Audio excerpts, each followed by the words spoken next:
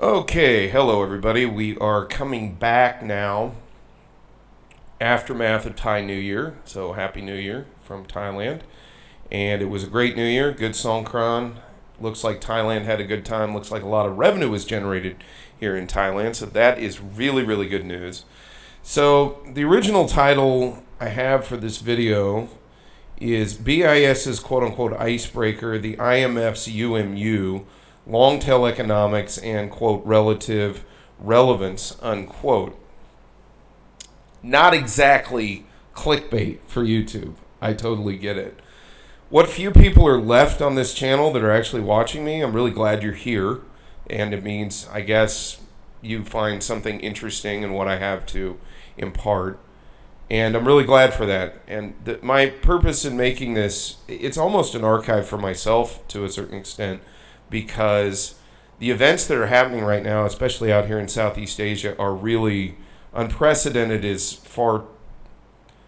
does not convey the magnitude that I believe is warranted under the present circumstances. We are really in some new waters, I think historically almost. And I don't mean to have sort of delusions of grandeur here, but there is a piece of me that kind of wonders, hey, maybe this will be an archive down the road where people look back 10 years from now, kind of wondering what people were thinking while they were going through all of this, and maybe this will provide some insight.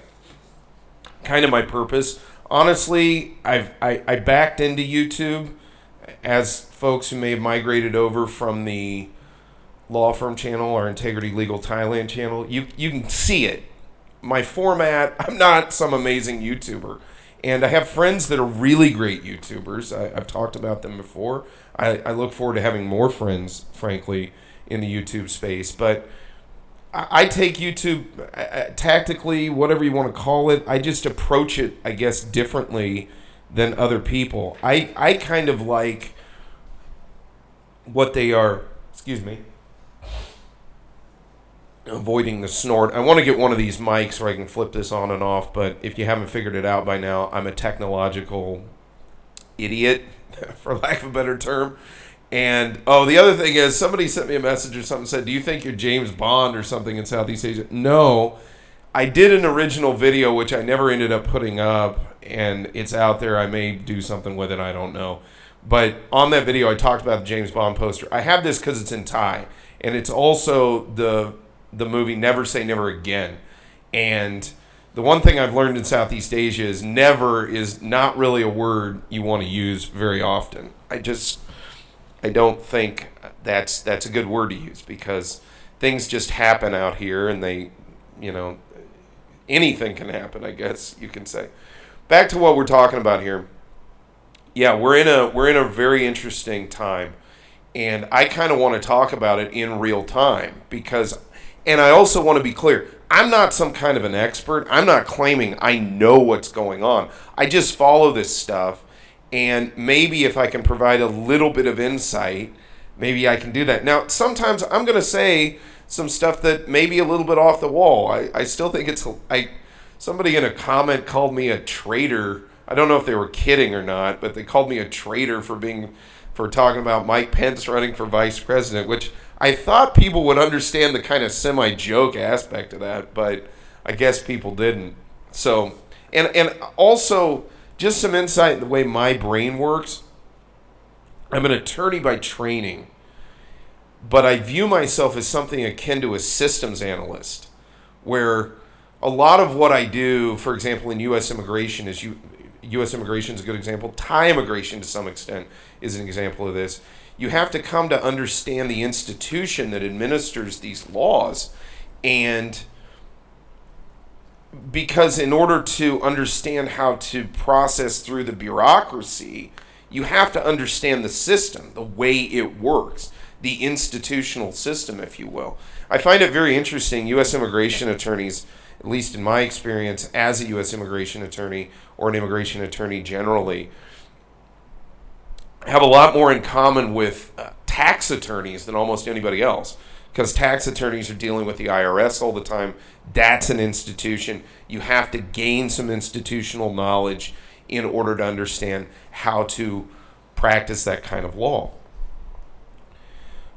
I'm taking a similar position on sort of systems analysis with this evolving situation, what is being, in my opinion, to some extent, hyperbolically described as a dollar collapse. I'm seeing it across YouTube. And we're going to get into something here when I talk about the BIS's Icebreaker.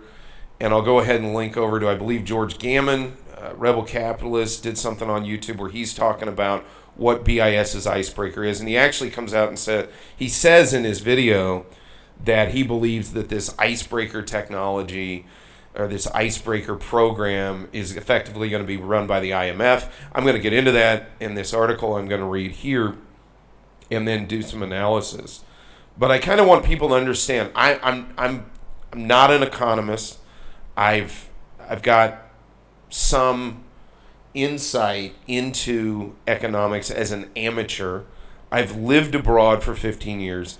I do think one piece of insight I have internally that maybe many Americans have some issues with is I'm very well aware of living and working and trying to make a living and pay one's bills and everything in a foreign currency, and then how that foreign currency interacts with the US dollar. To give an example of this, 2011 was probably the worst year of my career and definitely the worst year for me here in Southeast Asia. Just some background, I arrived in 2008 and formed the firm within a year of that and was doing U.S. immigration work almost exclusively. Pretty much that was all I did was U.S. immigration work for about the first decade.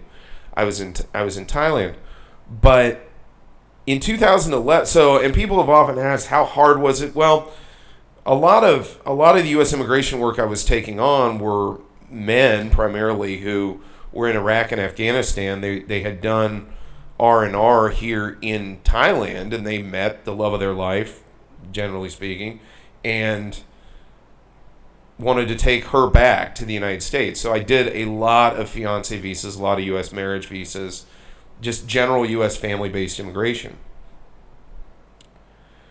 In 2011, the exchange rate went what I call upside down, where the dollar up to that point, when I first got here, was around in 2008, mid to late 2008, as I recall, the dollar to baht exchange rate was somewhere around 38 baht to $1. In 2011, it went down to 28 and change against the dollar. This was a massive, massive change. And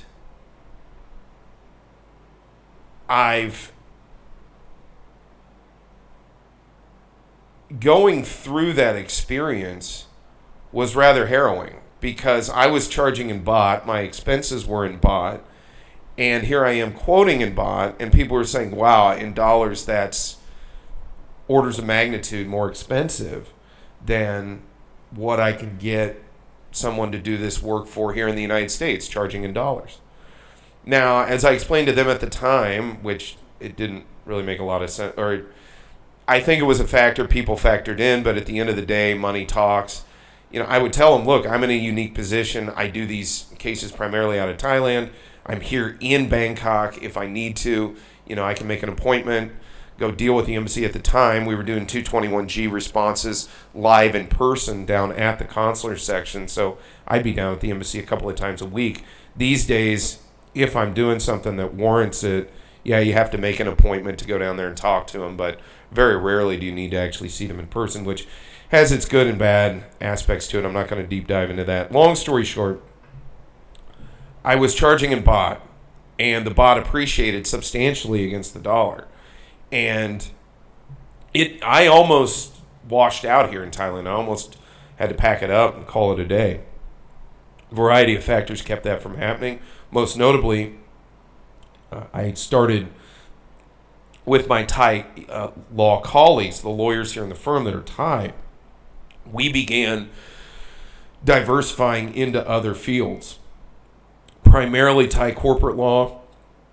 Started assisting a lot of small businesses and getting set up here in Thailand, which then allowed me to have well, allowed the firm at that point, because it wasn't really me, wasn't only me. That's been another interesting evolution where I started this whole thing basically alone, and now there's a lot of other people involved. The firm is sort of its own thing. It's why I'm doing this channel away from the Integrity Legal channel, because although there's a lot of overlap in what I think and some things like that, I don't think it's right anymore, because the firm is its own thing. And just me talking, especially my opinions, sometimes it's warranted on that platform, but for like what we're talking about here, not so much. In any event, not to ramble on too long here, but we diversified. We went over. I started working with a lot of Thai corporate lawyers here in the office, and we started doing different kinds of work because I needed to find a revenue stream that was not so dependent, if you will, or was not so susceptible to major changes in the dollar-baht exchange rate. Here we are today. This is 2023. In fact, it is April 17th, 2023. For those who are watching this, who are wondering, why are you doing this on a Monday morning? I'm doing this at 9:07 a.m. Monday morning, April 17th. It is still a Thai holiday here in observance of New Year's. So I'm doing this at 9 a.m. Monday morning the 17th, but we are closed. The office is closed, so that's why I'm not in the office. That's why I'm doing this. So, as I said, there's a lot of hyperbole out there about dollar collapse. I don't think that's the right way to look at this per se. Now, I have to agree with Mr. Alistair McLeod out there, and I mention him a lot because, quite honestly, he's one of the few guys out there on YouTube that A, has the credentials. I think that helps. He was a former bank manager. B, fundamentally understands this conceptually. Another guy, Jim Rickards, is out there as well. I think he gets this stuff, obviously, on a really deep level. But I think it's interesting. There's overlap with those two. Alistair McLeod, I believe, has said on podcasts that he started in 1970 as a stockbroker. Jim Rickards also talks in his books and when he talks about how he was one of the last people going through the academia, where they were still teaching gold as money. And these are fundamental differences to this sort of neo-Keynesianism that we are seeing across the board that's been taught in academia these past 40 years. And I was always considered a real weird guy when I would talk to friends and things that I went to university with, even went to law school with, that I was kind of a gold bug. They viewed that as very strange. And I do get it. Some of the... When you live in a very financialized world, being a gold bug really very much goes against that. This isn't a video where I'm talking about gold or anything per se. We are talking about this concept of a dollar collapse. Again, as Alistair McLeod has brought up, he looks at the rising gold price as not gold is rising in value. No, gold remains as valuable as it ever was. It's inherently valuable. It's just sort of inert. And they are right. It's a rock in a very real sense. It doesn't move. It doesn't do anything. It doesn't spin off dividends. It just sits. It's an inert metal. And then its price going up, it's better to look at it as a function of fiat losing value rather than gold gaining value. That's a very good way to look at this. But I think that there's also, Rickards and McLeod are out there, and others. There's tons of others. I was listening to Dave Collum over the weekend. He's a real smart guy, even though I like him too, because his main field is organic chemistry, but then he talks about economics as an amateur. I do as well. My main field is law, but I like economics, and to talk about it as an amateur. A tiny piece of insight that I think I might be a little bit better at seeing sitting here in Thailand compared to somebody sitting in the United States or the collective West, if you will, or even Eurasia. Frankly, I think Thailand's kind of unique right now insofar as it's almost kind of a Switzerland of Asia, in that all these things are happening around Thailand, and internally, or not internally, but Thailand's relationship with the world, it's kind of making a lateral move in all of this. It's just going to kind of still be Thailand. It's interesting to me. Thailand geopolitically is just sort of able to walk the middle path, and while the what I'll get into relative relevance, but the relationships of other nations relative to each other may be radically changing, especially in the currency space. Thailand's is remaining largely the same. Again, it's like a lateral move. Okay, so why I think dollar collapse is the wrong thing to look at, mostly because the planners of the world, if you will, the sort of WEF types who are talking about the Great Reset, but it's not only them. You know, we've also seen, I remember there were conferences and seminars, these global seminars and things. We recently had one, APEC 2022, here in Bangkok. They had a big one of these, but there's other ones. And going back into like 2017, 2018, 2019, I remember, again, talk about the Great Reset. This was being talked about far more conceptually than what became the case in 2020, where it became sort of this narrative that was running parallel with the whole COVID narrative. And, you know, people were, you know, this Great Reset, people were thinking of it as more a socio-political phenomenon, and got away from thinking about it as a currency or economic phenomenon. But it has that component as well. And this is relevant because while folks are talking about a dollar collapse, I think they're failing to see, no, that's not necessarily what's going on. Great Reset is the better term. And again, I'm not getting into semantics here. It's the better term because what we are now seeing, the Chinese, for example, and the Russians doing with regard to their discussions on things like the Shanghai Cooperation Organization, the Shanghai Cooperation Organization, they're also, you know, they met in Samarkand and then they recently met again, as well as the partnership, if you will, between China and Russia, as well as the talk that you're hearing, that folks are hearing with regard to, you know, Russia has said, okay, we're going to start using Chinese yuan, and we think that's a good idea to use yuan as the medium of exchange for example, resource purchases from Russia and things. I think what people are failing to see in this is what we're seeing is the Great Reset, if you will, in the sense that it is a reset of financial infrastructure. I think that's what's going on. And when you view it through the lens of a change in the global financial transactional infrastructure, you see this, one will see this more for the reality that it is. So what I'm saying is, much like where Aleister MacLeod says, stop worrying about the value of gold and dollars, because fiat is a different, you know, as he calls it, legal money, which is a good point. If you look at the U.S. Constitution, for example, the weights and measurements provisions in there and things, gold, well, specie has always been considered legal money in the American jurisprudence, in American jurisprudence, in the American legal context. Specie money, so-called specie money, which I remember them talking about this in the context of Andrew Jackson, Wildcatter banks, and how taxation worked, you know, but metal, you know, gold, silver, whatever, specie money. And as MacLeod points out, J.P. Morgan said, I believe in 1912, you know, gold is legal money, everything else is bank credit. And I'm paraphrasing secondhand through Aleister MacLeod there. But that's a good point. And that's a good way to shift your paradigm in looking at the relationship between the dollar and gold.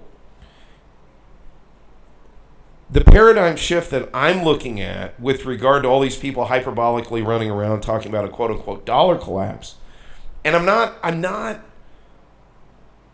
angry is the wrong word, I'm not miffed or anything by this kind of phraseology. I think people need to recognize the gravity of the changes that are occurring, and without instilling panic, and I don't want to do that, and I don't really like necessarily that we're leaving this 40 years of really pretty, exorbitant privilege. I think de Gaulle called it that, exorbitant privilege.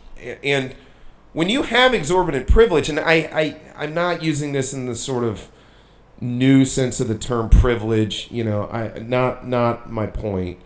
What de Gaulle was talking about is, look, the U.S. had this ability to print paper or even ones and zeros, and people gave goods and services in exchange for that. And there was about 40 years where that just occurred. It was really kind of almost alchemical or magical in that, America would send you paper or ones and zeros, and other countries would send agricultural products or finished products or whatever. And we discussed Triffin's dilemma that that required the United States to run a trade deficit, thereby hollowing out its domestic manufacturing base in order to keep liquidity in the international market, and this is the key point, in order to maintain or increase demand for that currency. It's interesting, and this is getting into what's called long tail economics, which has been discussed for 25 odd years now. And where we've really seen it is in things like media. For example, YouTube is almost the template of long tail economics in the media space, in that there was a time when the infrastructure of delivering media, of delivering content, was highly, let's call it highly regulated. There was sort of a restraint of trade, if you will, via the technology, the cost of the technology and things, to make a movie, for example, or to just make a video like this. 20 years ago, to make a video like this and be able to instantaneously put it out to the world, who could, in theory, now I do get it, there are gatekeepers via the social media platforms, if you will, but in theory, you can just put it out there and anybody can immediately access it. That is a staggering change in the media landscape, and it resulted in this sort of long tail. And I'll show what the long tail looks like here. This is how it's always been described to me. This is what the long tail looks like, and what this is, to sort of analogize. This big fat curve. Let's take movies, for example. Avengers Endgame would be this big fat curve, or even more modern, maybe Super Mario Brothers. It's an IP. Super Mario Brothers is a really good example. It's done super duper well. Everybody's kind of staggered by its box office. Well, it didn't really surprise me. It has a lot of Asian interest, both on the mainland and, for example, Korea, Japan. Everybody knows who Mario is, and then on top of that, in the West, everybody knows who Mario is. Nintendo, I remember my childhood. It was watching the Mario Brother movie was actually very nostalgic for me. But so Super Mario would be like the long tail, okay? And then, but if you're looking at media as a whole, or Avengers Endgame for that matter, you'd be up here on sort of the tip, if you will. Just, this is like the peak part of the curve. There, amongst all media, for example, at this moment, Super Mario Brothers is getting a disproportionate amount of attention, money thrown at it, whatever, resources allocated, be it eyeballs, money, whatever, word of mouth. It's getting a disproportionate amount of that attention up here, of that economic activity is occurring up here. Then meanwhile, like my YouTube channel, which has all of a couple of hundred subscribers and a couple of hundred people actually watching these videos and whatnot, I'm way out here. I'm way out here on the long tail. Now, as has been shown, and as we showed with the other channel, the Integrity Legal Thailand channel, a niche on the long tail, you might not have a ton of followers. You might not have a ton of sort of resources. What my brother, of all people, actually, and maybe I shouldn't drag him into this, but credit where credit is due. He once said, look, in the future, I think everything's going to be dictated by relevance. By relevance. How relevant are you in the market? And I'll get to that in a moment. But yeah, like, for example, Integrity Legal Thailand, a small law firm here in Southeast Asia, but we have a niche, and there are people that are interested in information on Thai visas, information on Thai immigration news and things. I was able to find that niche, and I was able to run my business via YouTube, sort of using this long tail model. Okay, so up here, Super Mario Brothers, I'm technically media too. I'm way out here on the long tail, but there are places out here in these niches on the long tail that you can find some value to be had. You can find a good place for yourself in the market. I remember reading an article on the long tail, and this is some 20 years ago, and they brought up the fact, and this is in the sort of pioneering days of the internet, that one woman had found her own place on the long tail only selling novelty socks. That's what she sold. She had her own website for it, but she was also on eBay at the time. She's probably like an Amazon drop shipper or something now, you never know. But she had found her place on this long tail.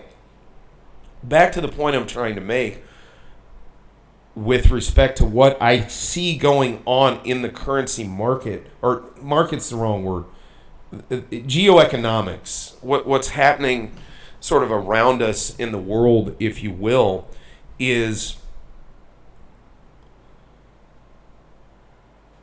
the dollar. Two things are happening.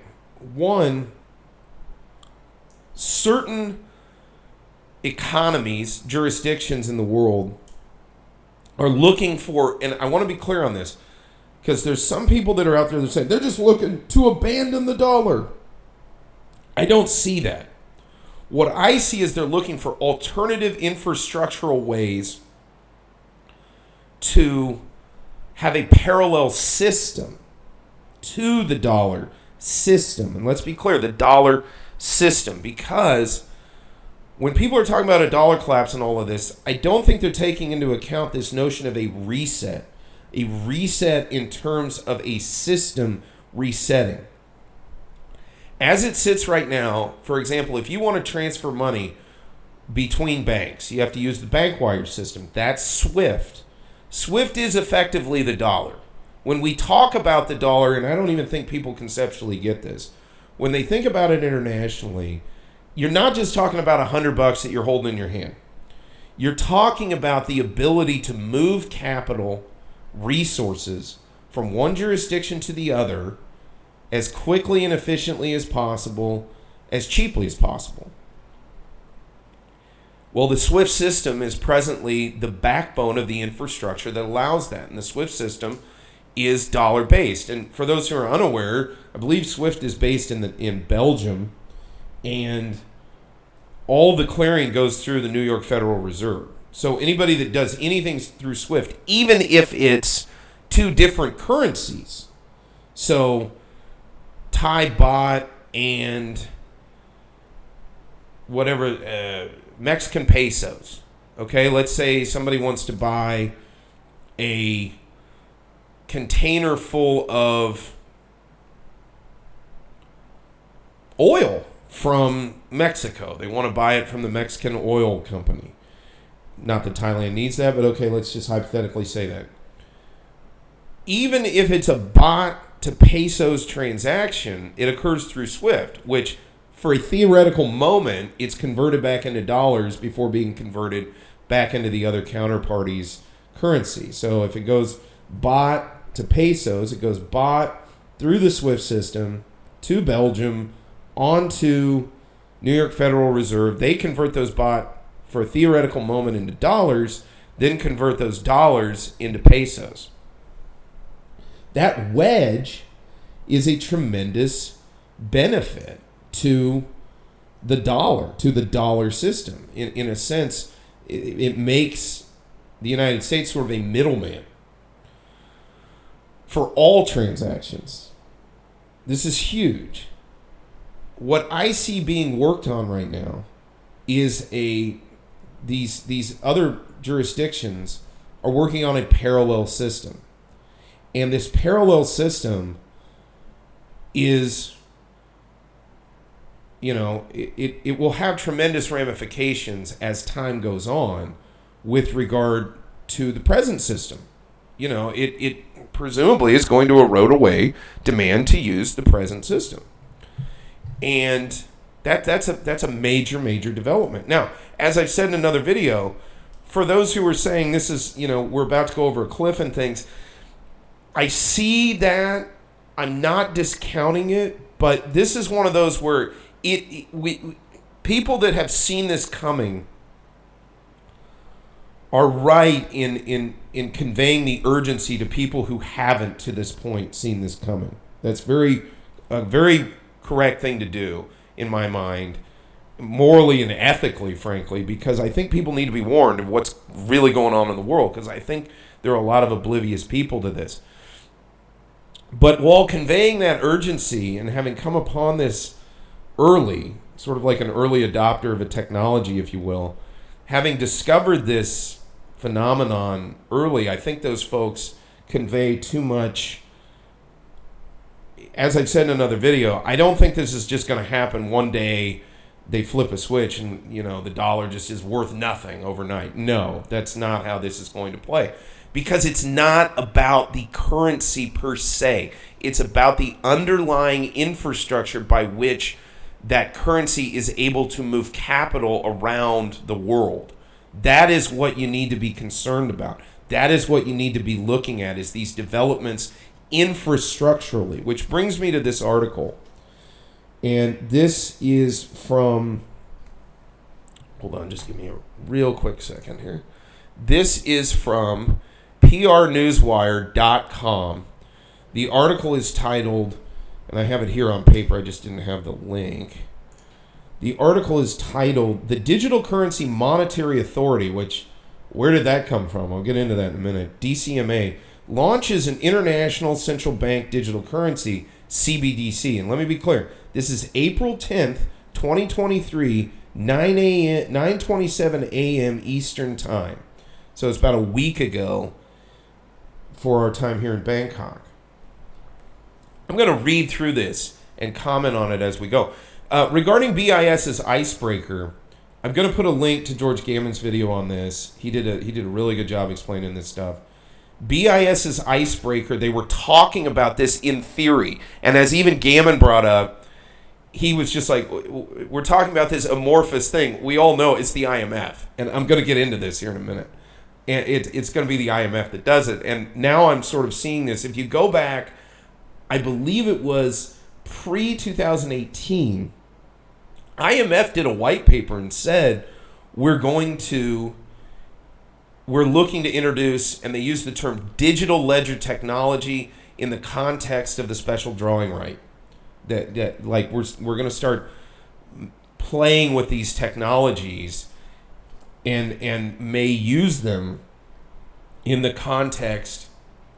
For those who are unaware, the special drawing right, the SDR, it's like a unit of, I view it almost as a unit of accounting in a way between the central banks of the world, and it's a way of sort of taking all the central bank currencies and then using sort of one ruler to gauge them all. One ring to rule them all, as I say, but one gauge in the form of the SDR that can then sort of be used as money, but only as money, what may be described as maybe a trade currency, but only as money between central banks.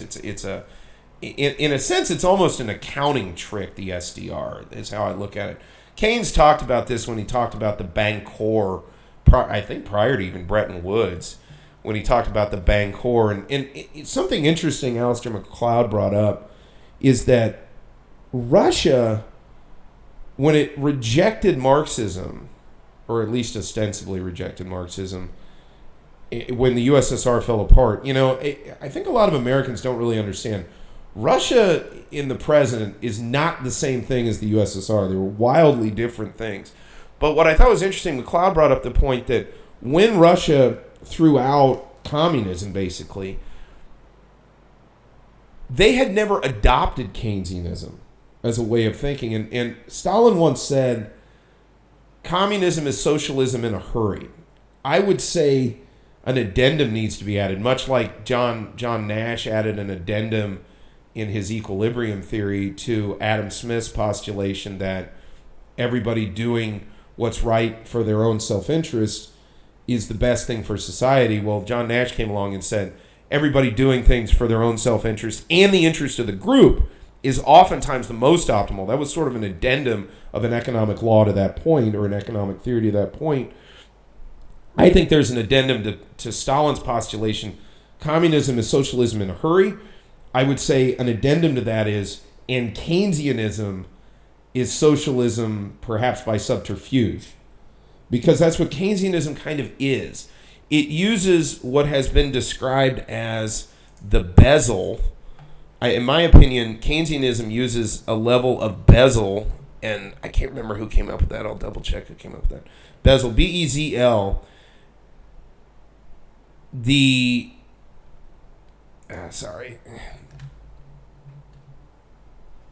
In economics, the bezel.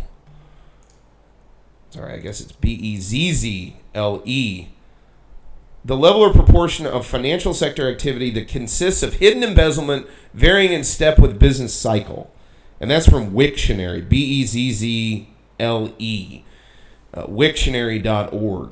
The level or proportion of financial sector activity that consists of hidden embezzlement varying in step with the business cycle. Well, you can look at Keynesianism as that if you understand that by using inflationary measures, you're effectively embezzling from future earners in a very real sense. The Cantillon effect is a perfect example of that, where you print a bunch of money, the people have first access to it, they get an advantage because the market has yet to realize, oh my gosh, there's all this extra money out there, and therefore begins psychologically to essentially apply inflation. They say, oh, well, there's more of this, that means it's worth less versus what the thing I want to buy is.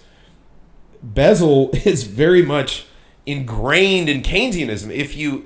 Or at the very least, I guess you could say, Keynesianism would, the whole notion that when times are bad, the state intervenes, sort of akin to the New Deal, if you will, in the American context. The state intervenes, and then in the bad times, the state intervenes. In the good times, you then save the money up, from tax revenue collection, whatever, and then pay off, what you went into hawk to get the economy sort of to intervene in the economy. You pay it off during the good times. As noted, the bezel here is that they never really pay it off in the good times. And that is, I think, where the United States, not the United States, but where the banking system has placed itself, at least the central banking system, where it's just printed money. And the bezel here is that people are going to lose purchasing power over time. So in a sense, Stalin said communism is socialism in a hurry. I would say to a certain extent Keynesianism is socialism by subterfuge. It's one of the big reasons I never like using the term capitalism, because one, I view it as a word that falls into the communist dialectic and the Marxist dialectic, but also because capital in and of itself is not the goal. It's prosperity, and free enterprise is better at that, but that's for another day.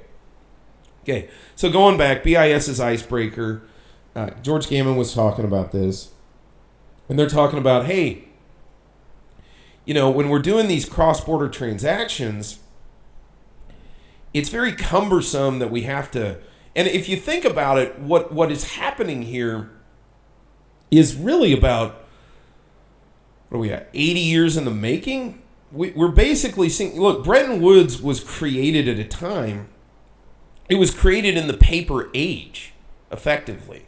I mean, my personal opinion is, in the future, moving forward especially, some of the major jobs bloodbaths that I think we're going to see, especially in the Western economies, are going to happen in finance and banking if they haven't happened already. Because I think there's a lot of folks that in the paper age, their job was secure. It made a lot of sense. We need all these people because we're in the paper age to make this financial stuff work because it's all on paper. In the digital age, a lot of that has been knocked out. And Bretton Woods is a perfect example of this. Bretton Woods, you're going back, you're talking about everybody having these national currencies. We're going to all peg to the dollar. Dollar's going to peg to gold. That provides a certain level of stability. Okay, 71, break the gold peg. Nixon goes temporarily off the gold standard. And then the petrodollar is born out of necessity. And quite honestly, I don't think Kissinger is ever given nearly the credit that he deserves for being the architect of the petrodollar system, which essentially led to 40 years of American stability in the sense that, we did not have to worry about our currency. And it also, I think, inadvertently led to a lot of profligate spending, because at the same time, politicians who are not the greatest economic realists at the best of times were essentially handed a system where they could just print money with effective impunity for them, because their sort of paradigmatic thinking is in just year to year get reelected, year to year get reelected, every 2 years, every 6 years, every 4 years, whatever it is, just get reelected. And so as long as they could, cobble together a career in politics by printing a bunch of money, and then they could just get out, they were, they were sort of complicit in this. But they were complicit because there was effectively no consequence to them in a political sense. I've always found Brezhnev in the history of the Soviet Union quite interesting, because Brezhnev knew the system in the USSR was not working. And there's a guy out there who's talked about the bezel as well, Simon Mikhailovich. I'll try to put up a link in the description. I'll write that down, Mikhailovich. We got Gammon. I don't want to forget anybody. Mikhailovich.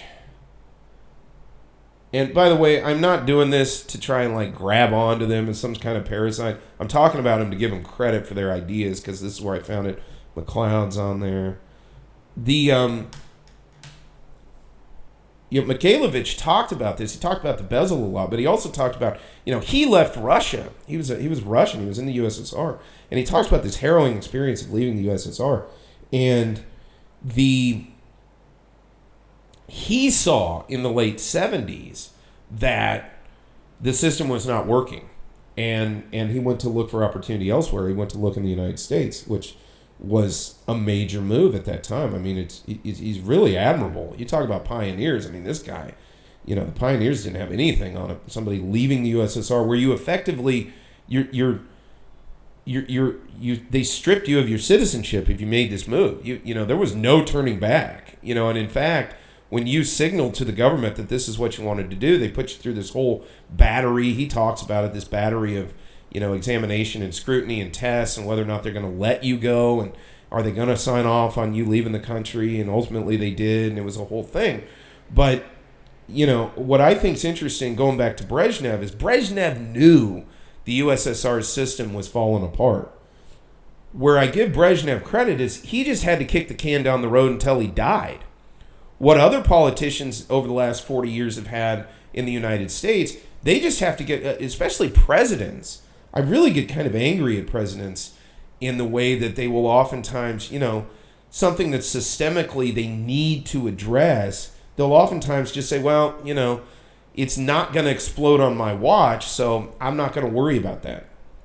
It's kind of one of the reasons our system sometimes has problems responding to systemic and fundamental problems, because the people who are tasked with doing that, they can kind of run out the clock, if you will. They can kind of take a knee in football parlance and just run out the clock rather than deal with the issue. So back to what I was saying, BIS's Icebreaker, they were talking about this in theory. Now we have the IMF. Again, the Digital Currency Monetary Authority, DCMA, launches an international central bank digital currency, CBDC. Again, PR Newswire, prnewswire.com, April 10, 2023. I'm going to quote directly here. Today at the International Monetary Fund, IMF, Spring Meetings 2023, the Digital Currency Monetary Authority, which never heard of this before. I kind of begs the question, did anybody vote for that? But whatever.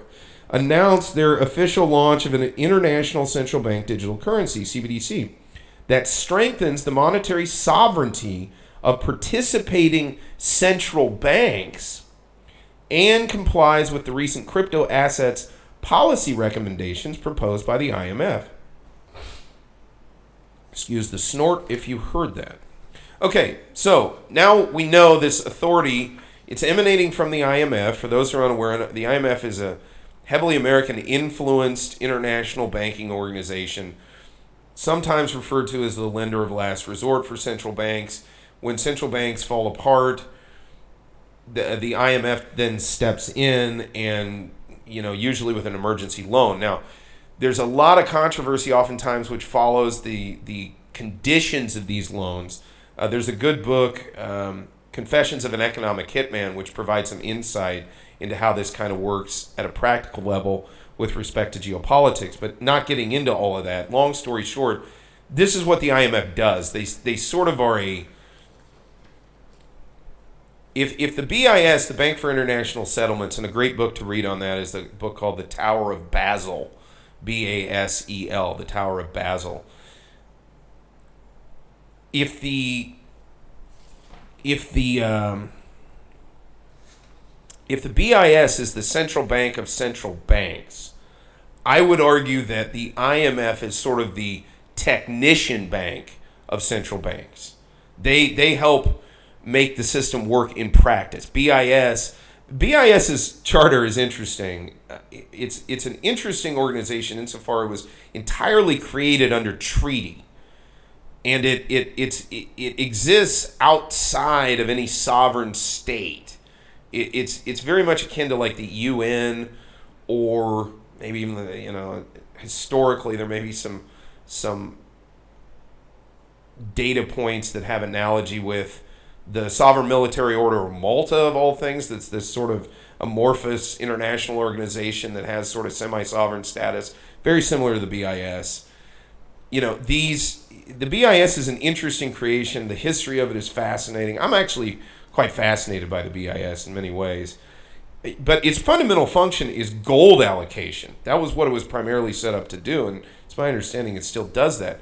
It does not engage with banks in the same way that, for example, IMF does. IMF is much more akin to what we think of with a bank, using bank credit and currencies and things to try and achieve whatever goals they determine they want to achieve.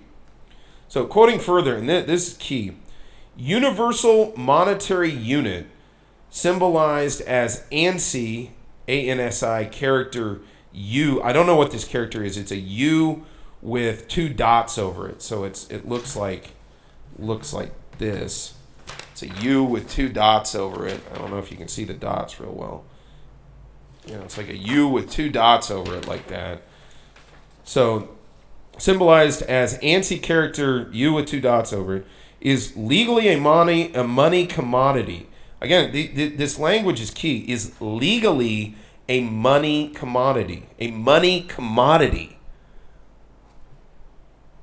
I thought there was money and then there were commodities. Interesting.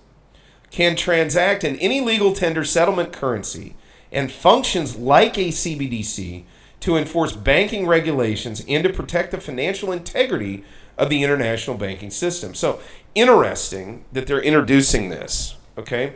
Quoting further, banks can attach SWIFT codes and bank accounts to a UMU, that's Universal Monetary Unit, UMU digital currency wallet, and transactions SWIFT-like cross-border payments over digital currency rails, completely bypassing the correspondent banking system at best priced wholesale FX rates and with instantaneous real-time settlement. So this to me is the CBDC in the way that they're describing it. Quoting further, in an IMF interview with Tobias Adrian, financial counselor at the International Monetary Fund, he states, quote, cross-border payments can be slow, expensive, and risky. In today's world of payments, counterparties in different jurisdictions rely on costly, trusted relationships to offset the lack of a common settlement asset together with common rules and governance. Again, and this is the thing, this is the key to it. Common settlement asset together with common rules and governance. And this is what I think some people are sort of failing to see the forest for the trees. They're looking at the dollar, and that's what they're focused on.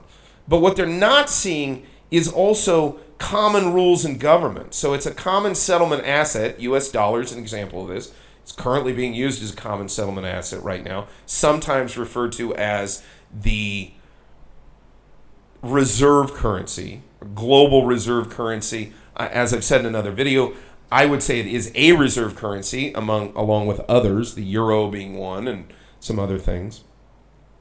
But what I don't think people are looking deeply enough at is this underlying infrastructure. It's not just the dollar that magically allows international trade to occur. It's the SWIFT infrastructure. It's all of this infrastructure that's out there that allows for these transactions to occur efficiently and relatively quickly so people can do business in an international context. Quoting further, but imagine if a multilateral platform existed that could improve cross-border payments at the same time transforming foreign exchange transactions, risk sharing, and more generally, financial contracting. Multilateral platform that could improve cross-border payments. Again, don't so much concentrate on the currency.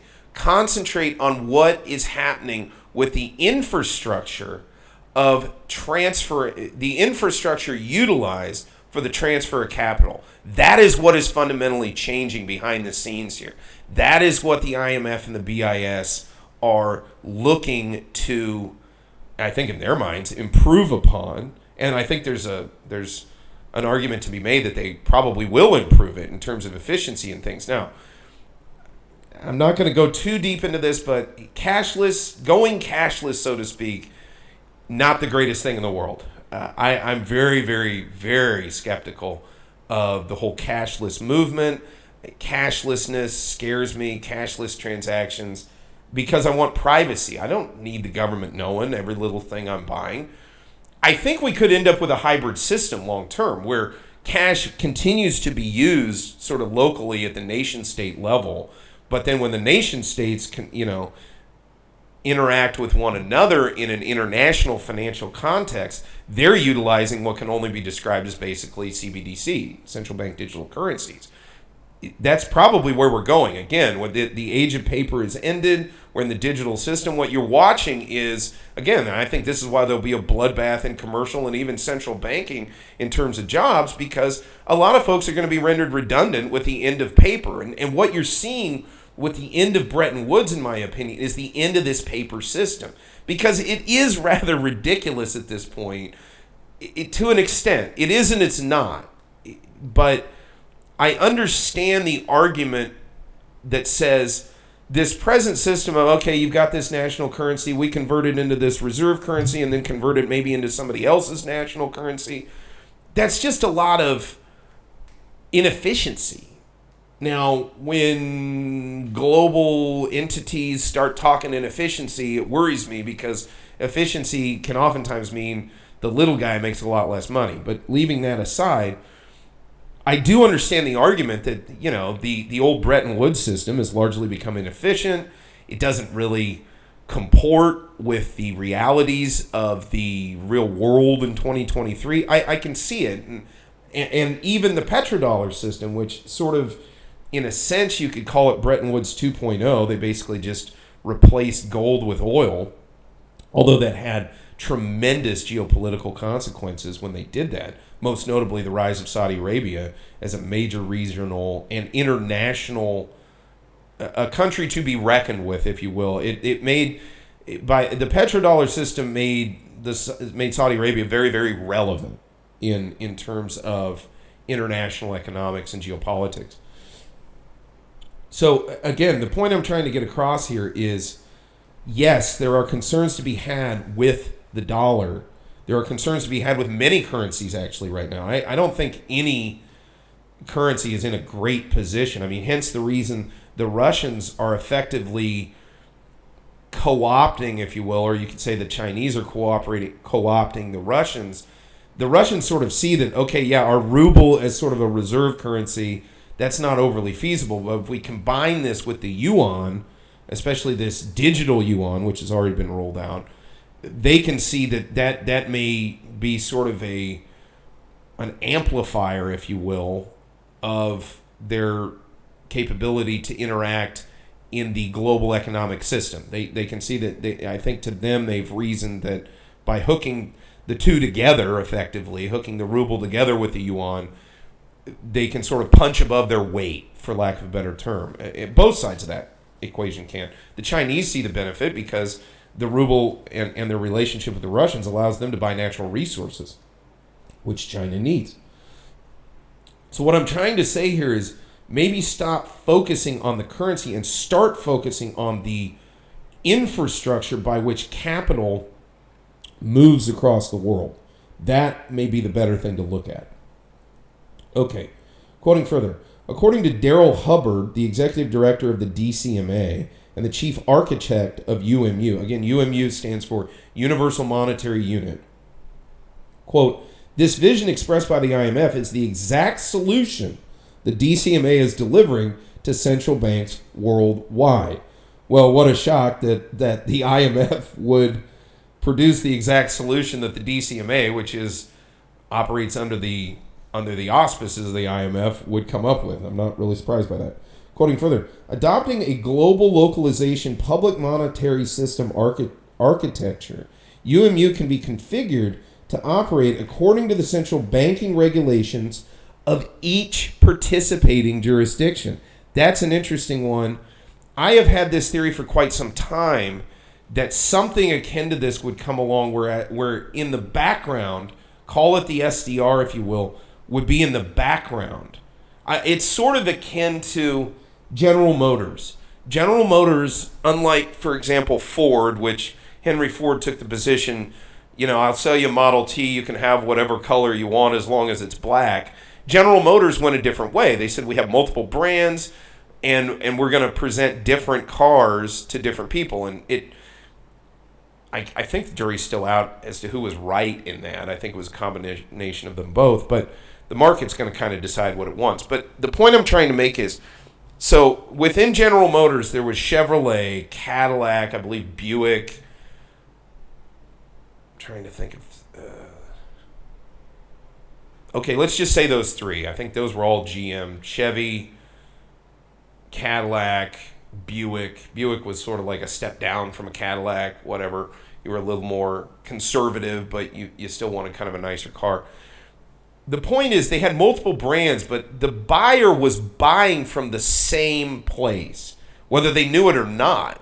They may know the Cadillac brand. Oh, Cadillac's cool, but they didn't realize, you're buying a GM product. An analogy, and it's not an apples to apples comparison completely, but an analogy I think you can draw is, okay, international currencies are going to become like brands in a sense. The currency itself is sort of the brand of the country. For example, the Thai baht or the US dollar or the Chinese yuan or the Russian ruble or the Brazilian, I think they use real down there, or the Cambodian riel or the euro for Europe, or the British pound.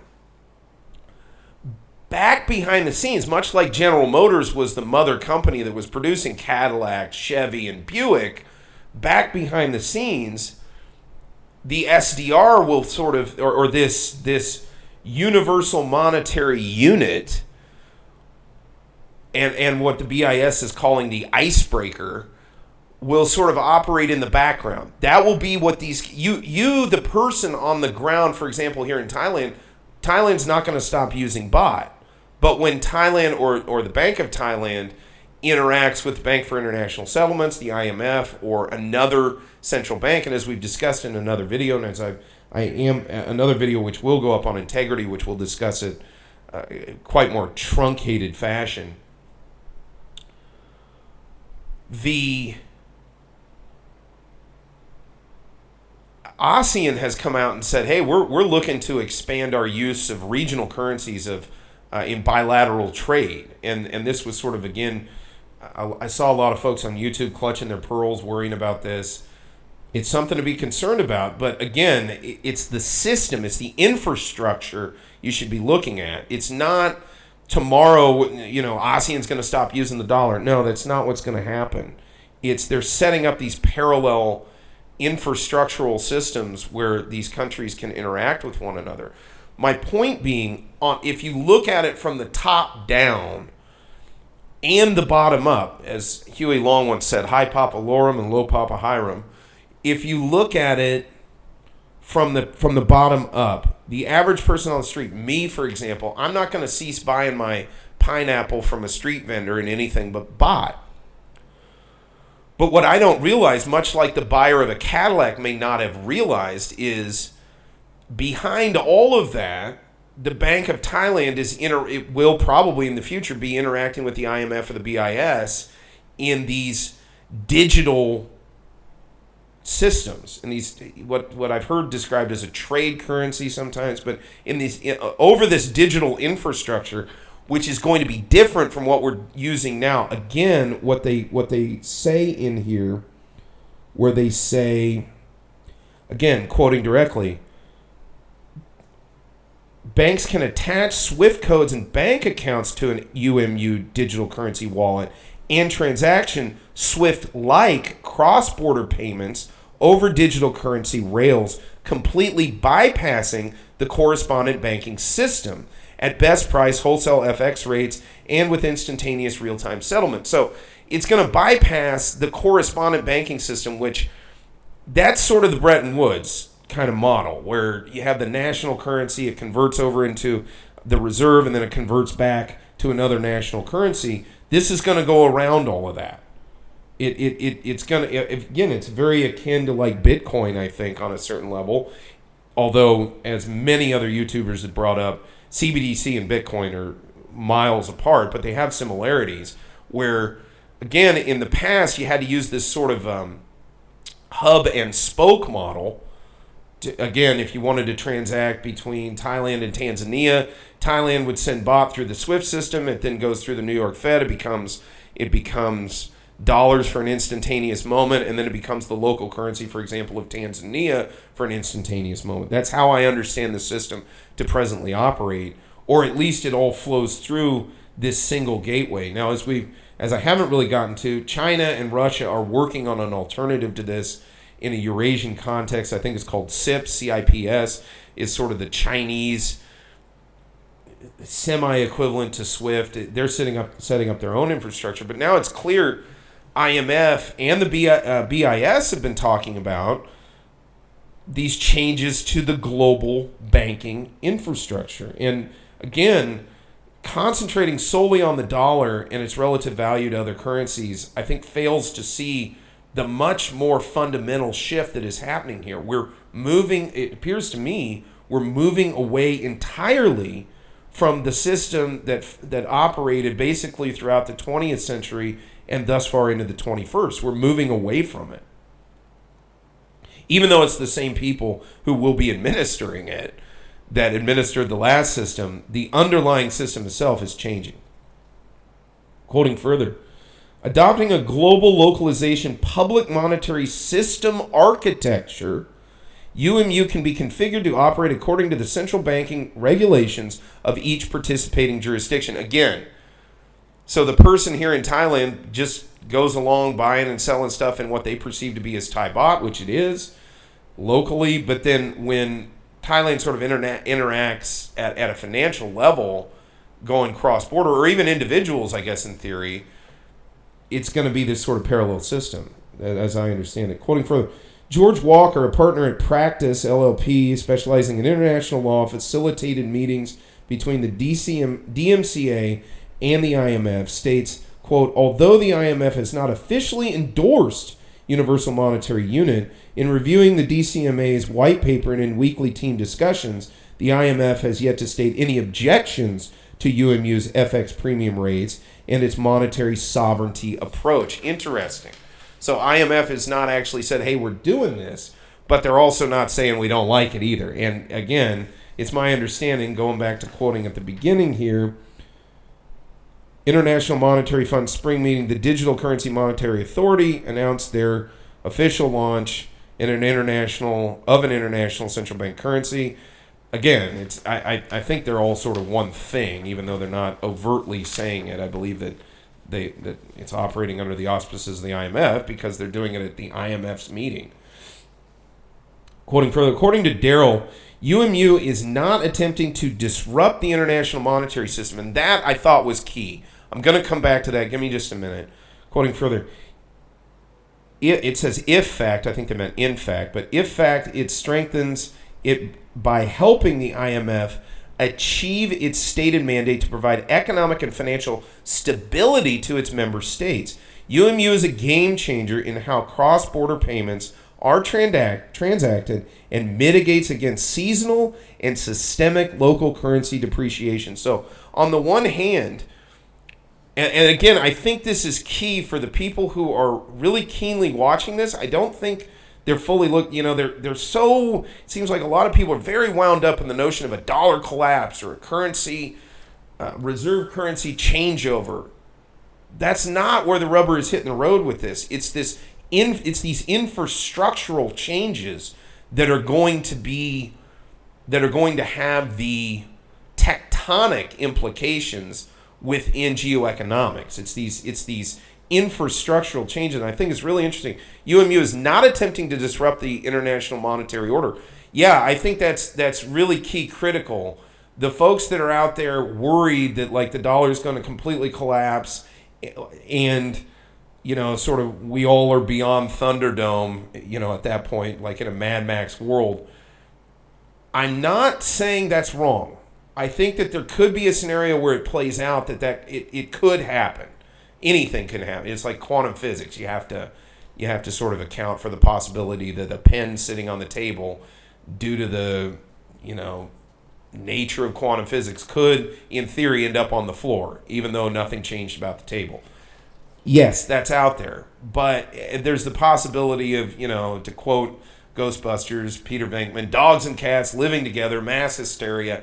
Yeah, that's possible. But I think the international functionaries in this are trying to effect a transition at the infrastructural level to avoid that, because it would lead to gross instability if overnight the dollar just ceased to be what we've thought it to be for the last roughly 70-odd years, 80-odd years. That's why I don't believe it's going to occur that way. I think it's going to happen in a much more... Well, it's going to happen in a much slower pace, and I think it's going to happen via, I can never remember the word, it's integral, it's going to happen in pieces, in stages. We're going to see this rolled out in stages, and the infrastructure is the key part. Incrementally is the word I'm looking for. It's going to happen incrementally. I'm thinking of all the root way, integral, blah, blah, blah, incrementally. So again, and they state, not attempting to disrupt the international monetary system. Quite the contrary. What they're trying to do, it looks like, is create smoother facilitation of cross-border payments. The thing that scares me is if they try to take this to a consumer level and go cashless on a consumer basis. I'm not in love with that. The other thing is I'm not sure how exactly this augurs for the United States, and whether or not it's even in the best interest of the United States, which is something to sort of keep in mind, or at least I keep in mind. The old country for me is America, and I live here in Thailand. I don't see any huge, massive negative implications for Thailand in all of this. It's just a change in the infrastructure of international central banking. Quite the contrary. I think, if anything, probably Thailand's sitting pretty well. As I said, I think everything that's happening right now, it's almost just a lateral move for Thailand. All of this reorientation sort of will happen at the edges of Thailand, and Thailand will just keep doing its thing. And not really much will change here. Quoting further, Universal Monetary Unit model law legislation. Model law legislation. They've come up with all this. Has been drafted in collaboration with several sovereign states. In this proposed legislation, UMU should not be enacted as legal tender for negotiating domestic prices or international trade agreements. Instead, the legislation proposes UMU to be enacted as a complementary, and this phrase, complementary money commodity, which what exactly that means looks like remains to be seen. Keep that one in your head, anybody that's watching this. Money commodity. Never heard that used before. For the store of value, mitigating against potential seasonal and systemic local currency depreciation, and tendered as a payment currency at the time of settlement. So this stuff's both vague and specific. And again, I think it's because they don't want to change over everyone's national currencies or anything. They want to change the infrastructure and have this sort of happening in the background. And really, the average person, it's like that scene in Fight Club where he says, and the reel changes over and everyone goes on watching the movie. You know, this changeover, this infrastructural changeover will be similar to a reel-to-reel changeover of a movie projector where one reel changes over to the other one. You see the quote-unquote cigarette burn up in the corner of the film, which I worked at a movie theater for years. I had friends that were projectionists. I always wanted to do it. I was told I wasn't ever going to make the grade for a projectionist, whatever that meant. I think they just liked their jobs and didn't want to let anybody else into the game. But I came to find out, interestingly enough, about Fight Club, that actual reel-to-reel changeover does occur in that moment of the movie. They actually timed it so the projector did change over at the time that they noted the cigarette burn in the film. I'm sure those who never watch Fight Club are not understanding what I'm talking about. What we're talking about is a movie projector changes from one reel to another. The projectionist's job is to make sure that happens in such a smooth way that the viewer of the movie does not even see the transition. Very much the same way, I think this is being announced and is being rolled out in such a way that your average consumer, your average person in Bangkok, Branson, or Bangalore does not know that this massive change has occurred. They just took out whatever local money out of their wallet and paid for something in their country, either with hard cash, an actual bill or a note, or with a digital payment system. That, you know, they think that they've just spent 10 baht to buy or 20 baht to buy a pint, like me, but go buy a piece of pineapple for 20 baht. I'm, as a consumer that's just wandering around on the street, I'm unaware that the DCMA has introduced a universal monetary unit, and this is going to be factored into how the IMF and BIS do business. I'm not aware of that. That's all happening in the background. Quoting further, merchants and trading partners could accept UMU for the equivalent market value for their goods and services priced in any national legal tender. Any national legal tender. So this will sort of, it's almost like the functional equivalent of the SDR. It's like the consumer version, in a sense, of the SDR. UMU has premium exchange rates built into its wallet and can convert any settlement currency amount to the equivalent of UMU amount. Quoting further, Universal Monetary Unit is cryptocurrency reimagined from the ground up to support central banking and regulated financial institutions. It features a trusted consensus protocol, staked proof of trust, SPOT protocol. Interestingly enough, Hades' dog, the lord of the underworld in Greek mythology, was named Cerberus, which directly translated is Spot. I think that's funny. His dog is named Spot. Stated proof of trust protocol. And a multi-dimensional DLT, MDLT, so distributed ledger technology, capable of supporting any asset or liability ledger, enabling full-service digital banking and international trade payments. So again, this is everything to everyone and nothing to nobody if they want it to be. You know, this could be used at a consumer level, but it can also be used peer-to-peer among central banks. It could be used amongst large multinational corporations who want something that they can instantaneously convert into these different trade currencies. A lot of applications here. And let me be clear, I don't even know the full ramifications of how this is going to play out. I'm just sort of commenting on it in real time. Quoting further, the DCMA introduces Universal Monetary Unit as Crypto 2.0 because it innovates a new wave of cryptographic technologies for realizing a digital currency public monetary system with a widespread adoption framework encompassing use cases for all constituencies. Again, that's what I'm saying. Use cases for all constituencies in a global economy. So this could be strictly used from central bank to central bank. In fact, that's what I expect will probably happen.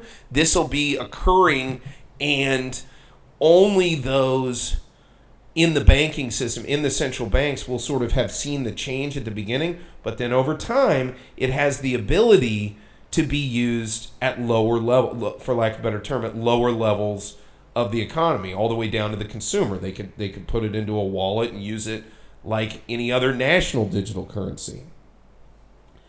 But bear in mind, it's cashless.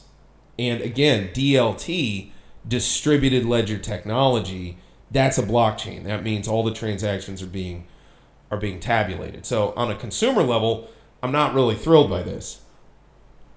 I think it's kind of academic at the central bank level, and quite honestly, I kind of understand the argument why they want something more efficient rather than this kind of antiquated system they've been using for, about 80 years now. Do I think it's necessarily the greatest thing in the world? Jury's still out. But as I said, at a consumer level, I have real issues with this. At a sort of the central banking level, no, not so much. I mean, it's just I guess it's just it makes logical sense that the central banks would want to move into the digital era. It makes sense to me. I understand the argument. I may not agree with it. I understand the argument. So, quoting further, about the Digital Currency Monetary Authority. What is this thing? DCMA is a world leader in the advocacy of digital currency and monetary policy innovations for governments and central banks. Membership within the DCMA consists of sovereign states, central banks, commercial and retail banks, and other financial institutions. So, again, this isn't the IMF per se, but they were putting this on at an IMF meeting. Again, it says it in the beginning. Today at the International Monetary Fund spring meeting, the Digital Currency Monetary Authority announced their official launch of an international central bank digital currency. Yeah, it is what it is. Yeah, it's not the IMF per se, but the IMF has no problem with it. In fact, it looks like they really dig it, and don't be shocked if we start seeing this more. So, quoting further, about Universal Monetary Unit. Universal Monetary Unit, UMU, also known as Unicoin, first time I'm hearing that, Unicoin, is an innovation in store of value cryptography powered by artificial intelligence. Interesting. Powered by artificial intelligence. How intelligent is the artificial intelligence? What happens if the artificial intelligence becomes sentient? I'm kind of asking that jokingly, but I'm kind of not. We're seeing sort of Chat GPT and these things coming out of the woodwork. You got to kind of ask the question, what happens if the sort of arbiter, if you will, of all currency transactions around the world suddenly came alive and realized it controls all the currency transactions around the world? If that ever came to pass, I'm not saying that's going to happen necessarily, but it does kind of beg the question. Quoting further, it adopts a central banking monetary policy framework to ensure it has continuous purchasing demand, minimal price volatility, and annual asset pricing targets. A copy of the UMU white paper is available on its website, umu.cash. So that's the website, umu.cash. So, interesting, and then they even have contact information and a number and things. I urge those who are reading this, again, this is on PR Newswire. That's PR Newswire. Let me just double check, make sure I get the citation correct. This is prnewswire.com, and this DCMA was at the meeting, the spring meetings in 2023 at the IMF. The IMF did not object to this, according to this press release, and that is sort of, I think this is probably what we are looking at, moving forward. I think this is probably it. Everybody's wondering, okay, well, where's the thing? Well, there it is. Again, I think it's very probable you're going to see this happening in the background at in an infrastructural, major changes in infrastructure, obviously. But I think we're going to see this happening in the background at the beginning. And then one day we all may wake up, and especially, maybe here in Thailand, we'll find that instead of people, before you get on the plane back in whatever country you're in, you change some money into baht and come here. Maybe people just start, they're on their digital wallet, they move it over into UMU, then they come to Thailand and, they use it as if it's baht, which according to this press release looks like it's possible to do that. how that looks, again, I'm very leery of cashless in general. I mean, on a personal level, I don't even have a personal credit card. I've always really kind of preferred cash. Just I like my privacy. And for those that sit around and say, well, if you're not doing anything wrong, well, I don't like somebody else being able to dictate what's wrong, which is exactly what governments can do by promulgating laws, and then saying I have no privacy. The two of them together, that is not a good combination. That you can, well, if you're not doing anything wrong, well, what's perfectly legal today can be illegal tomorrow, and I like having my privacy for exactly that reason, because, especially post-COVID, it's very hard to say what's going to happen with respect to what the government decides it's going to do and not do. And for that matter, society, which I don't think is brought up nearly as often, the notion that society does things rather than just the quote-unquote the government. Society went along with a lot of the things that happened between 2020 and 2022. And society is going along with, sort of changing their verbiage when they talk about things. And I really don't like that. I think that the lockdown measures and all of that should be discussed. We went through this. I don't like that speech is sort of curtailed. But on this, so BIS talked about their icebreaker. Now we're seeing the IMF, in their meetings with the Digital Currency Monetary Authority, where they're discussing this UMU, and IMF has no objections. And then sort of getting into long tail economics, I think a lot of people are far more apprehensive about the future of world economics than they probably should be. And the reason for this is the long tail.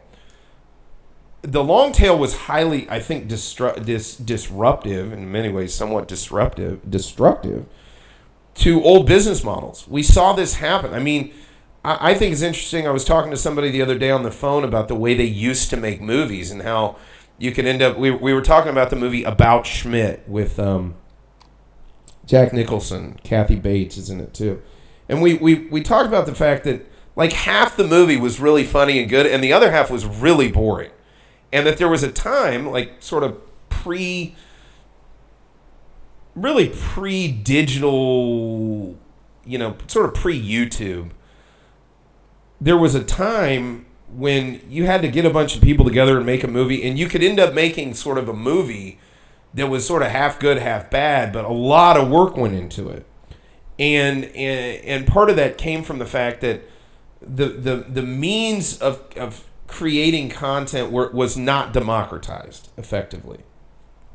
And as a result of that lack of democratization, you had this situation where you ended up with this long tail, or this fat curve where everything was happening here in this fat curve.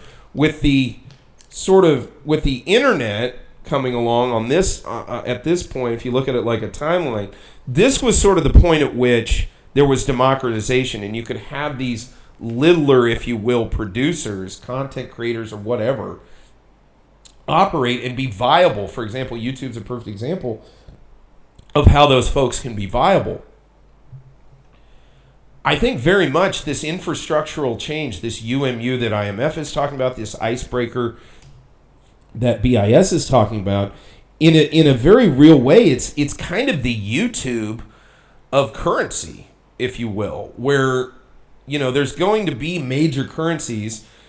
I would guess that the major currencies we're all kind of used to right now, the dollar, the euro, the future of the euro is a little bit uncertain in my mind, but okay, the euro as of today, maybe the yen, maybe the pound,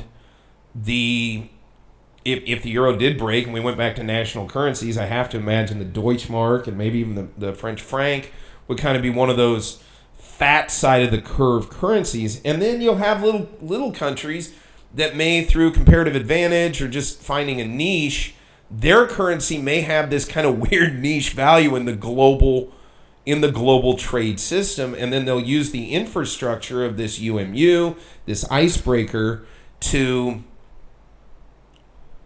in much the way YouTube is the platform for the long tail of content, or in much the way that YouTube is the platform which is manifesting the long tail phenomenon in the context of content creation, I could see these changes in infrastructure by the BIS and by the IMF, these changes to the infrastructure as operating as a platform for a much more long-tail global economy. And I state that without even going into the currencies per se, but just it creates a platform that would be more conducive to sort of long-tail economics. And this is in the long term. I'm not talking about tomorrow. But in the long term, this is much more conducive to long-tail economics. What I see from these platforms and what they're talking about here, I could very much see that future coming to pass. Now, are there downsides to this? Yeah, going cashless is something that, again, everybody needs to be very skeptical of. They need to be very aware that if there is no cash, then and everything's done via some computer system, some blockchain, then effectively you have no privacy. That's bad. That's not conducive to freedom and not conducive to liberty. But if you're looking at this academically, just what's going on in the background now, I have worries about what this may do to at least and especially in the short term, the prospects of the United States, and I think there's going to be, as Jay Powell used the phrase pain. He used the word pain a lot, and I don't think that pain it's come somewhat, but I think there's going to be more. And as I've discussed, over the course of the next 3 to 5 years, the United States, I think it's especially economic actors in the United States are going to go through a lot of pain. They're not going to fundamentally understand why. And part of it is because all these changes are happening and these infrastructural changes are happening. Now, the other end of that tunnel, as I think I've discussed on this channel before, is if the United States could get rid of Triffin's dilemma and begin onshoring real productive economic activity, that would be better for the U.S. over the long term across the board. This change to the infrastructure of international capital transfer could have that effect where, over the long term, we start seeing a situation where people are they're exchanging value for value. And if we can get rid of the Triffin problems, the Triffin dilemma problems in the United States, we could see a situation where it's very beneficial to the real economy. And by real economy, I mean production of real goods and services, not financial instruments or paper, blah, blah, blah, what Marx sometimes referred to as fictitious capital. We would not see that so much, presumably. Now, again, everybody has their own agenda, and I'm watching this very carefully. I'm not a huge cheerleader of all of this. I'm kind of a person that's like, hey, the system was working. If it ain't broke, don't fix it. But things have changed, especially since February of 2022. I think we've been on, since that time, we've been on a ride that is going to, people will look back on this time in history and say, wow, what was that like to go through that transition? And I don't know what I'm going to say about that just yet, but I know what I'm saying about it sitting here at 10:24 a.m. on April 17th, Monday morning Bangkok time. It's interesting to see. Again, this UMU, as it rolls out, I think it will start off being utilized primarily institutionally between central banks and even between international institutions like the World Bank, IMF, as well as BIS, maybe even the Asian Development Bank, and some places like this will be dealing with this new infrastructure. But clearly from this press release, one can see that this could be utilized all the way down to the consumer level if they wanted to. And maybe one day it will. And I don't know if that's a good thing or a bad thing.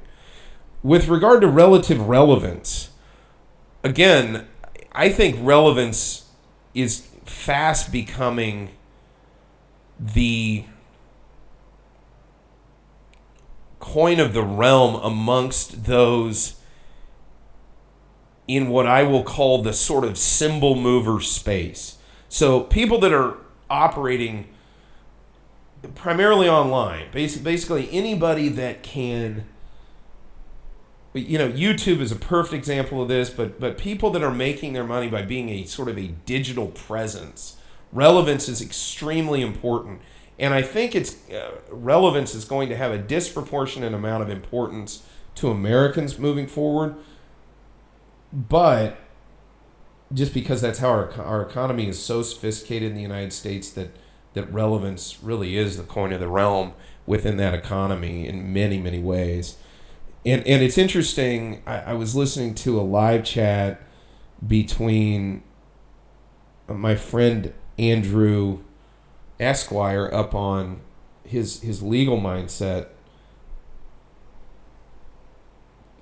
channel, and he was talking to this gentleman. I believe he calls himself the Mexican Iron Man, but the real person, the guy that he was talking to, was a tax auditor. I mean, he's got a lot of experience in corporate auditing, and he apparently is also a YouTube producer, and he brought up the point that in the YouTube universe, oftentimes, and they didn't directly use the word relevance, but oftentimes relevance is more important. I think they brought up the fact that subscribers and popularity are often more important to some YouTubers than money.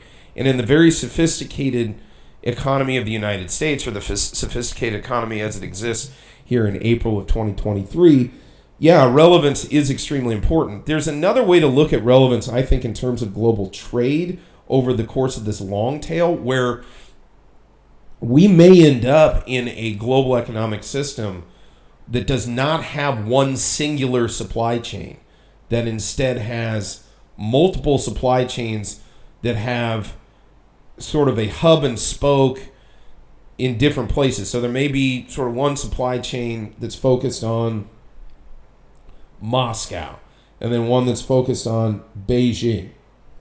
And then there's one where the central node is New Delhi, and one where the central node is New York City. Maybe one where the central node is London. I think the world is reorienting to, there's almost, I would say, an almost political component or social component to how these supply chains are changing. So essentially, people are creating supply chains with their clear allies, people that are their friends. Not people, but countries that are their friends. Thailand is a perfect example. Relationship with the United States goes back 190 years. Has this very special relationship via the U.S.-Thai Treaty of Amity with the United States. And at first glance, when you're just looking at the map, you sort of say, well, you wouldn't just immediately surmise that America and Thailand have this special relationship. Well, they do. And why do they have that? There's a ton of history, 200 years of it, in fact. You can go look it all up. It's very interesting. Do, for example, certain European countries have that same relationship with Thailand? No, they don't. And there are other countries. Cuba is a really good example. Cuba and its relationship with former communists and still communist countries, they've had to come up with all these workarounds and figure out their own supply chains to be able to maintain their economy, to be able to deal with their citizenry. And I'm not saying Cuba is any kind of a model or anything. What I'm saying they're a model of is a phenomenon we're going to become very accustomed to moving forward, which is having to do all these things to get what your country needs in order to continue to be functional. Cuba had to bypass a lot of U.S. sanctions, and they did that through sort of bilateral means and sort of obfuscating where the final destination of certain products was going to be. I could see supply chains, throughout the world changing, where there's certain countries that trade with this group, and there's certain countries that trade with that group. But then undergirding it all is this infrastructure of being able to move, capital back and forth across borders via BIS, IMF, and this UMU function, where they're able to do that. And really nobody at sort of a street level is even aware that that's going on. They don't even see that function of the international monetary system, if you will. What does this all mean? Well, it's going to be interesting. As the Chinese say, may you live in interesting times. That's not a blessing by any stretch of the imagination. There's going to be good and bad to all of this. But the point I wanted to make is I don't think people, YouTube is so concentrated on the dollar and is this going to do this and is that going to do that. And nobody seems to be looking at the infrastructural side of this, and that these like IMF and BIS have been looking at trying to create a digital infrastructure which will fundamentally change or be a fundamental change to the system we've been using to this point. As I said, Bretton Woods is very much a product of its time. It's very much a paper era monetary system. And even the petrodollar really is, if you think about it, where it's, okay, you're taking this commodity and you're only trading it in these pieces of paper, even though now we have a digital component for that. The digital component is simply an ad hoc mechanism. It's not the mechanism. And that's what we're seeing here. This change is taking what was an ad hoc mechanism, i.e. the digitization of something that's actually represented in paper format. Now it's all just going to be digitized. That's the interesting thing that's happening here. And that is where the ramifications of the Great Reset will be felt when the rubber hits the road, when this all starts changing over. I don't mean to mix a bunch of metaphors, but it's difficult not to when you're describing this, because it's at the same time it's as ethereal as it is important, and as it has acute practical implications. But it to understand it, you almost have to understand it fully, conceptually, almost to the point of esoterically, to really get what's going on here. And do I have all the answers? No. But I just think it's interesting, or at least from my observation, I don't see where people are focusing on the ramifications of this massive change to the infrastructure that the world utilizes to move capital around the world. I think I'm going to leave it there. I hope I haven't seemed rambling to anybody. If there are viewers out there that do enjoy this stuff, I'm always happy to hear from you. And I hope there are viewers that enjoy this stuff. As I said in my first video, if you're good at something, never do it for free. I don't claim to be good at this, so this is why I'm doing it for free. Regarding paid content, yes, I'm working up paid content. I actually think after some deliberation over this New Year's, I'm not going to put up paid content on this YouTube channel. I'm going to do it over at legal.co.th, because at the end of the day, the paid content is going to have me talking with both my lawyer hat on and my lawyer hat off. I think that's the best place to put it. We'll do a paywall over there, and we'll do videos, long form videos on issues associated with trying to do business in Thailand, expatriation to Thailand, permanent residence process in Thailand. Even I may do a video on getting through the citizenship process in Thailand for now. I will announce as they come the paid content. It's going to take me probably another month to really work it. Look, if people are going to be paying for this, I want it to be good. And I don't just want it to be me like right here, just kind of going off the cuff, riffing a little bit. I really want it to be something that's worth the money, value for money. So I'm going to put that together. I'm working on it right now. Please feel free to tell me in the comments or send me an email about paid content you'd like to see. I'm really, I'd love to get ideas. So stay tuned for that. And yeah, I'm looking forward to getting a few more subscribers on this channel. I do want to start doing streaming. I don't know exactly when I'm going to do it, but I'm working on it right now. And I hope folks stay tuned. But for now, I hope everybody has a good one.